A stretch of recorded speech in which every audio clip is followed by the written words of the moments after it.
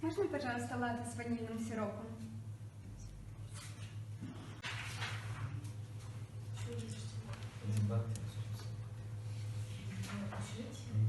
Так, ваш капучино с карамелью. Спасибо большое. What happened in the video? Why didn't the girl notice that the coffee wasn't her actual choice?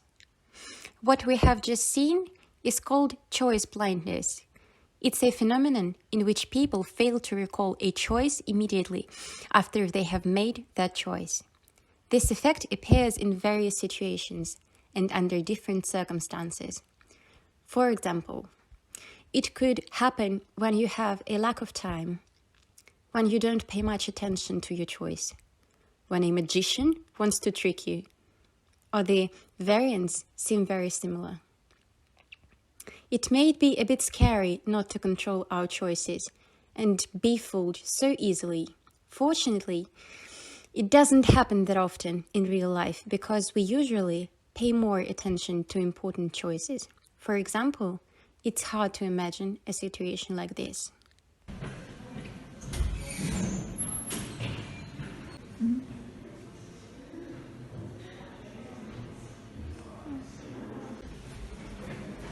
Я выбрала эту собаку.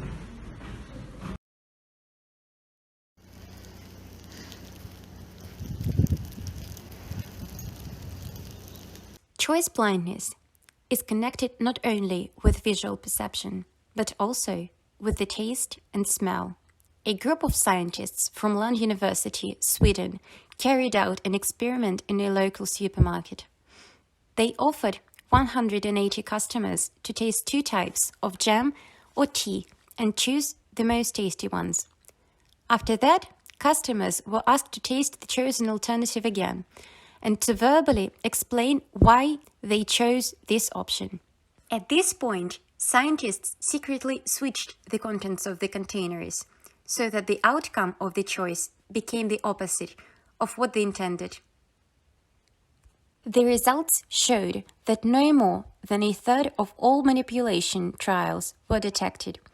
Thus, in the great majority of trials, they were blind to the mismatch between the intended and the actual outcome of their choices. Even for remarkably different tastes, like cinnamon apple and bitter grapefruit, was no more than a half of all trials detected, thus demonstrating considerable levels of choice blindness for the taste and smell. Why does it happen? Do we simply forget the choice that we made before? Or do participants just not want to upset researchers by pointing out their mistakes? According to the last part of the experiments, we can rather confidently state that the participants did not notice the change. The researchers directly said that they switched the conditions and participants didn't believe them. Thus, is it a consequence of poor memory? The fact that the participants forget their answers plays a role, but to what extent? It was shown that participants have an impaired memory. Moreover, the explanation is counterintuitive, as the decision-making experts claim that we tend to remember something that we like. The crucial aspect of the choice blindness is involvement. If the choice is important for us and influences our future, we're more likely to focus on it and remember it. But where is the line between important and unimportant? This question is still open. But is it all about the involvement? The level of confidence influences the chances to recall the choice. People who are more confident in their choice are more likely to remember their preferences. But what does it mean from our daily perspectives?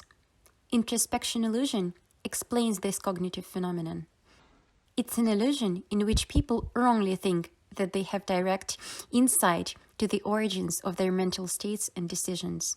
In certain situations, this illusion leads to people making confident but false explanations of their own behavior. The illusion supposes that we can easily recreate our self-representation every time we adopt new information that we think describes us. In this experiment, the researcher asked why one taste was preferred but not another. And what happened at that moment? A person found an explanation modifying their previous self-representation to a new one. And the next question arises. Do we know ourselves? And to what extent